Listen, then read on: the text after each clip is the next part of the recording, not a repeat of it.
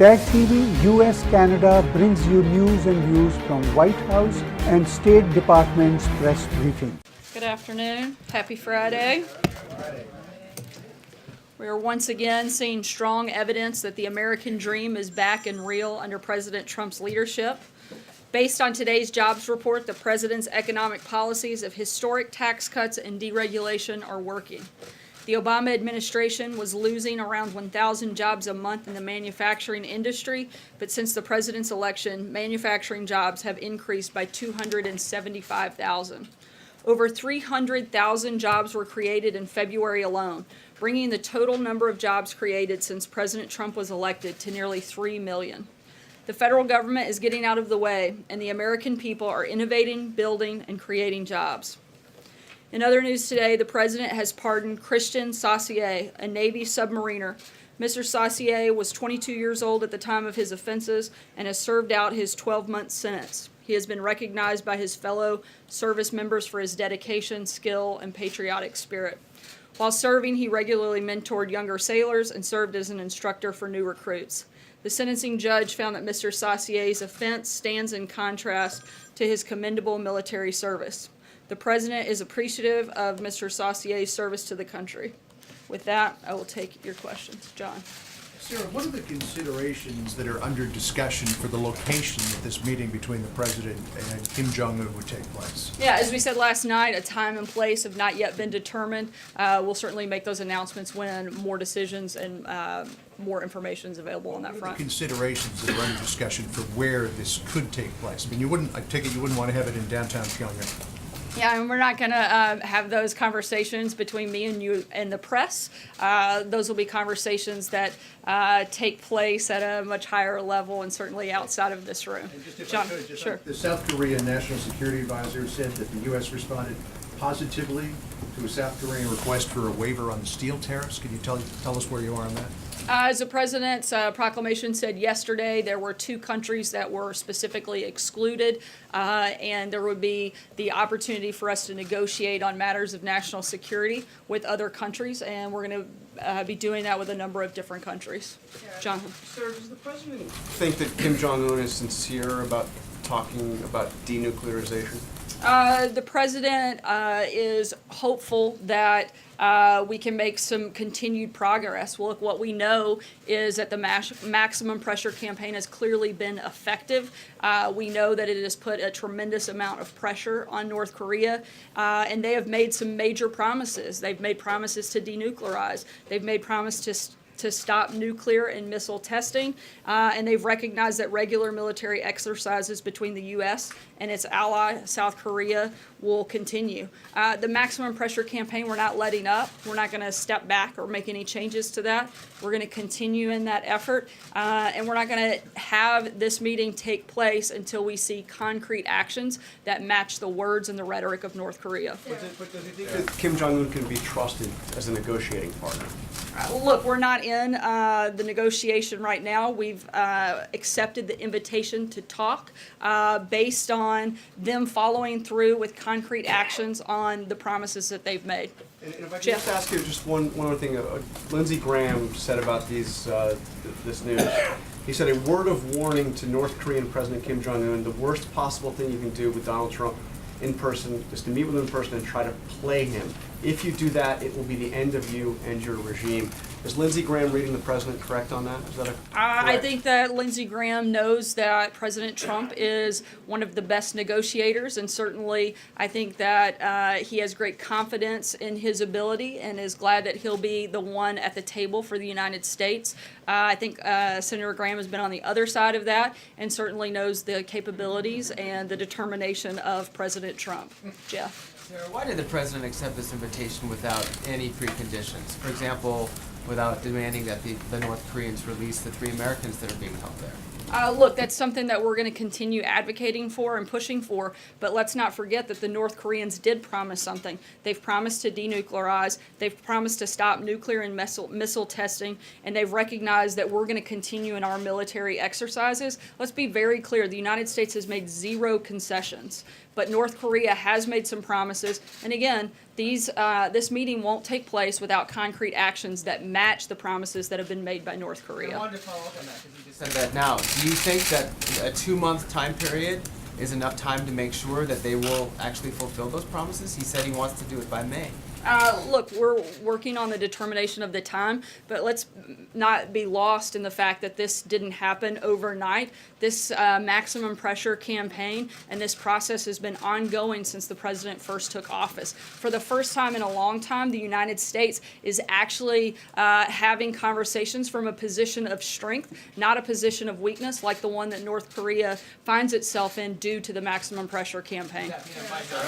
Does that mean it might not be May? Again, we haven't set a time or a location. Those things have yet to be determined. Sarah just said they promised to denuclearize. Have they promised to denuclearize, or have they promised to talk about denuclearizing? The understanding, the message from the South Korean delegation is that they would denuclearize, and that is what our ultimate goal has always been, and that will have to be part of the actions that we see them take. Sarah, Before or after?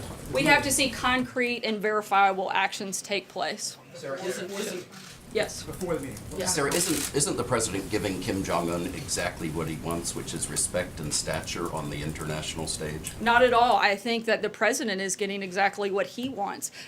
He is getting the opportunity to have the North Koreans actually denuclearize. Look, you have to remember, nothing is changing from the United States position. We're going to continue the maximum pressure campaign. We're going to continue working with our allies and partners to do that, and we're going to continue to ask them to step up and do more. Nothing is changing from our side when it comes to this conversation. There's no guarantee this will be any more than a photo op. Kim Jong-un gets his equal footing, in his view, on the world stage with the leader of the free world, and the certainly president disagree gets with- nothing. Yeah, I definitely don't think that the president's getting nothing when we've already said, and frankly I've said it many times since walking in here in the last 10 minutes, that the president will not have the meeting without seeing concrete steps and concrete actions take place by North Korea. So the president would actually be getting something, and frankly, the world would be getting something.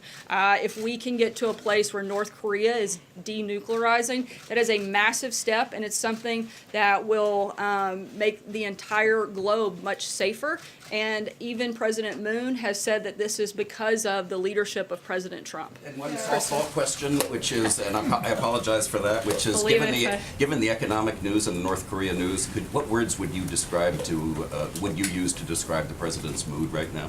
The president's in a great mood. The president's been in a great mood because we've had not just a successful couple of days, we've had a successful year, and we're very focused on making sure we have 7 more. Kristen. Sarah, thank you. Top officials at the White House and the Pentagon seem to be taken by surprise by the announcement. Was this done in a haphazard way? Not at all. As I said, that this has been part of an ongoing campaign that's been going for over a year. And just because some of the individuals that they regularly leak to the press weren't involved in the conversation, doesn't mean that the appropriate parties that lead those agencies were not in the room and not part of that discussion. The president came here to the briefing room, though, before reaching out to the president of China. Is that appropriate? Should he not have reached out to his international partners first before making the announcement here? Look, we've had ongoing conversations with leaders across the world. The president simply said there would be an announcement. He had several conversations with world leaders both last night and Are today. you aware he would make this decision beforehand? Again, the president had conversations with a few of world leaders both last night and today. This is something that all of these countries have been working together on, and something that we're going to continue to work with our allies and partners Was on. the Secretary of State aware that he was going to make that decision, Sarah? Yeah, and the Secretary of State's deputy was in the room at the time these conversations went on, so it's absurd to pretend like they weren't part of this process and haven't been part of this process all along. Jeff? Sarah, to follow on what Peter was asking, how will the president and the United States be able to verify this before the meeting? How will they be able to verify the denuclearization? That's something that will be determined through the national security and intelligence community. Certainly not something I would read out to you guys from here. The president has said repeatedly that previous presidents, his predecessors, have mishandled this and misplayed this. Why can he be so confident that this is the right move when just in October he was telling his own Secretary of State it would be a waste of time to talk directly? Well, I think it's really clear that they've misplayed it, or we wouldn't be in the position that we're in. The president wouldn't be having to clean up the mistakes of the previous 3 administrations. The president is getting promises out of North Korea that haven't been made in any recent years. And again, we are going to continue the maximum pressure campaign to make sure that they follow through on these commitments. John? Who would he like to have with Sorry, him at I'm the going to meeting? keep moving. If I can just ask, who would he like to have with him at the meeting? His Secretary of State, I mean, there is not an ambassador now in South Korea. Does he plan to step up more before this meeting? Look, the president has an incredible team that is surrounding him, both from National Security Advisor, Secretary of Defense, the Secretary of State, the intelligence community. But at the end of the day, the ultimate person to lead that negotiation or that conversation and be at the table will be the president. John? Thanks a lot, Sarah. The North Korean government has made promises before. They've reneged on those promises in 2 prior administrations. What's different now? Why should we trust Kim Jong-un now? Again, because the United States is going to continue that maximum pressure campaign. We are making no concessions, and we are not going to move forward until we see concrete and verified actions taking place by North Korea. We are also operating from a position of strength that we haven't had in previous administrations due to the maximum pressure campaign, not just by the United States. Let's not forget that a lot of our allies and partners like China, South Korea, Japan have stepped up and done infinitely more over the past year due to the president's leadership than they have in the previous administration. So this is a collective effort to put that pressure on North Korea, and it's going to continue. North Korea is in a place of weakness, and that is certainly recognized by the promises that they've made through this conversation. Francesca? Has starved his own people. He's murdered his own people. You could say he's responsible for the death of Otto Warmbier. Why put him on the same stage as the President of the United States? The president wants to make sure that we denuclearize the peninsula and that we're securing and helping have a safer world. I'm glad that you guys are acknowledging a lot of the problems of North Korea, because just a couple of weeks ago, a lot of members in the press were actually elevating North Korea and some of the members of the regime and comparing them to people in the United States and in this administration. I think that is actually what put North Korea on a similar stage. No action by this administration has even remotely demonstrated a level of rise that the media did during the Olympics and through some of those stories. Francesca? Thank you, Sarah.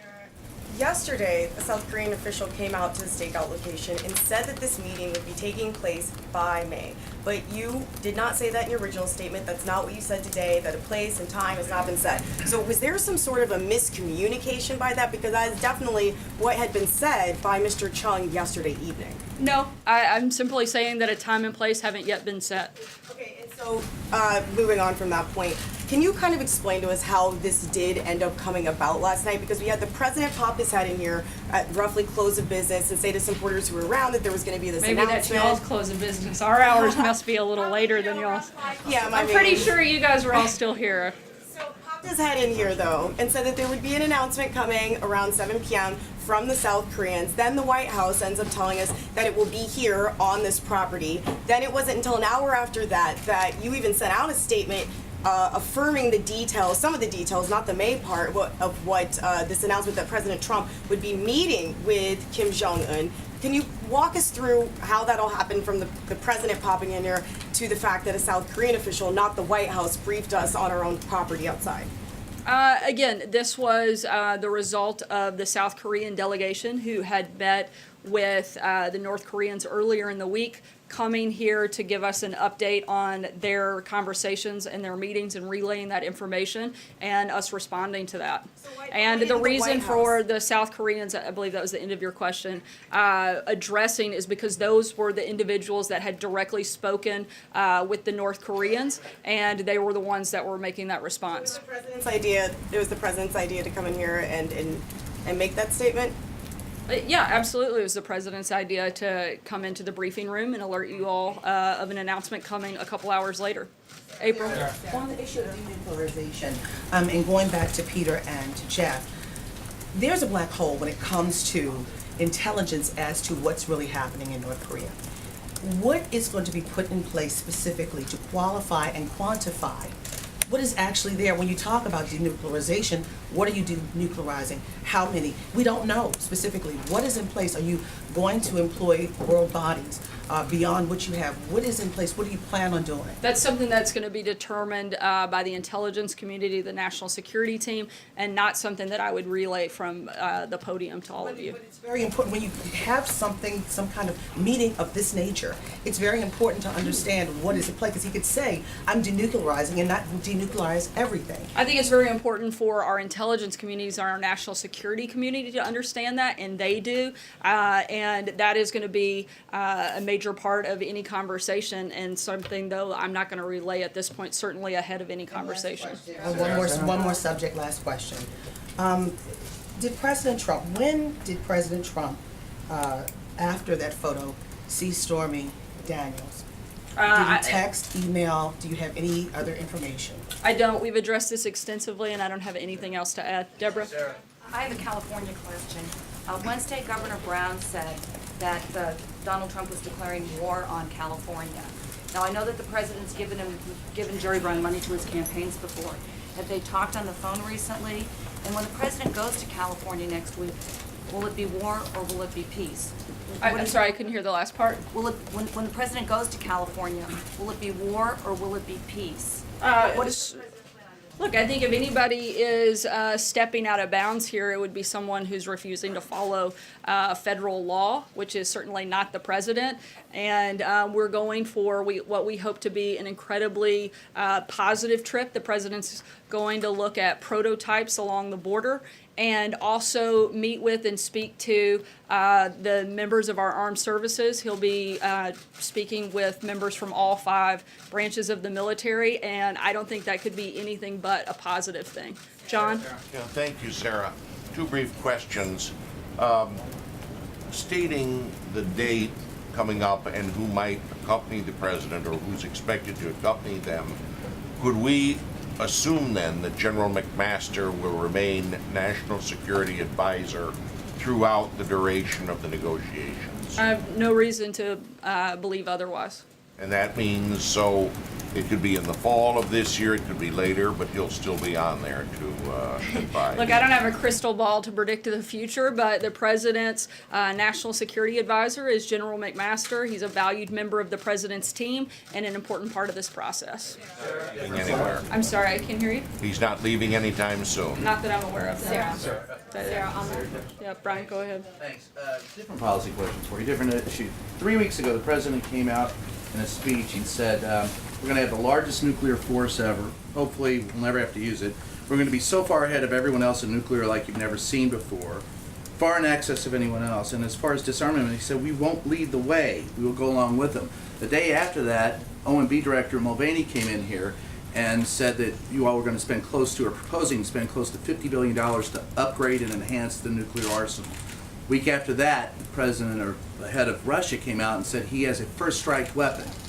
Now, whether or not you believe that he has a first strike weapon, isn't it inherently dangerous for the owners of the 2 largest nuclear arsenals to engage in brinkmanship? And why are we abandoning our role as a peacemaker in disarmament? I don't think that's the point anyone's making. The president wants to make sure that we have the most robust and modern military. He's been in constant conversations with the Secretary of Defense and acting in large part on the recommendations of the Secretary. And I think everybody can certainly rest assured knowing that Secretary Mattis is making good decisions when it comes to how best to rebuild and modernize the military. This is global thermal nuclear war we're talking about. You don't come back from that. Isn't it dangerous to talk about brinkmanship? I think it's dangerous to push something that is a narrative that is not at all what this administration is pushing. We're talking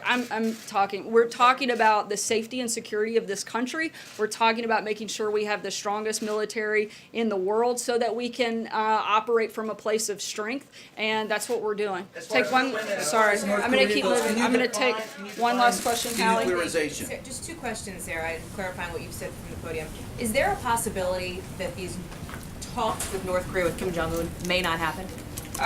Look, they've got to follow through on the promises that they've made, and we want to see concrete and verifiable action on that front. So it's possible that could not happen? I mean, there are a lot of things possible. I'm not going to sit here and walk through every hypothetical that could exist in the world, but I can tell you that the president has accepted that invitation on the basis that we have concrete and verifiable steps. And then second, you said from the podium, you acknowledged that the president, to follow up on April's question, knows about the arbitration involving Stormy Daniels. So does he remember speaking with his lawyer about that? Does he remember meeting Daniels back in I've addressed 2006? this extensively. I don't have anything else to add. Sorry, I did tell Trey I'll take one last question. Thanks, Sarah.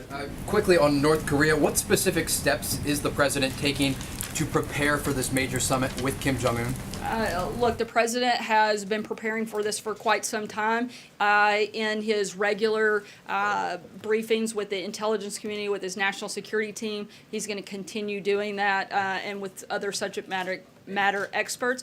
But also, the president is, I think, the ultimate negotiator and deal maker when it comes to any type of conversation, as I think is reflected in Senator Graham's statement. And we feel very confident where we are. Thanks so much, guys. Have a great weekend. TAG TV US Canada brings you news and views from White House and State Department's press briefing.